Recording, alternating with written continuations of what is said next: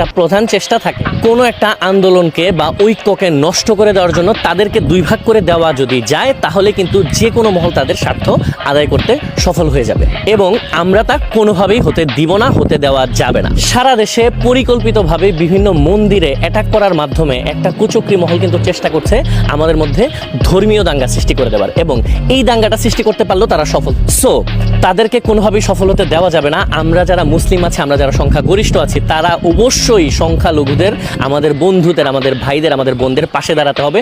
শুধু তাই না, যত জায়গায় সংঘাত দেখা দিতে পারে, যত জায়গায় আঘাত আসতে পারে, আমরা অবশ্যই প্রত্যেকটা জায়গায় মানব ঢাল হয়ে এখন থাকবো আমাদের চূড়ান্ত বিজয় নিশ্চিত হওয়ার আগ পর্যন্ত। যা যা চেষ্টা করলাম, এই বিজয়ের কাছাকাছি এসে যদি আমরা ব্যর্থ হয়ে যাই, এটা কোনোভাবেই হতে দেওয়া যাবে না।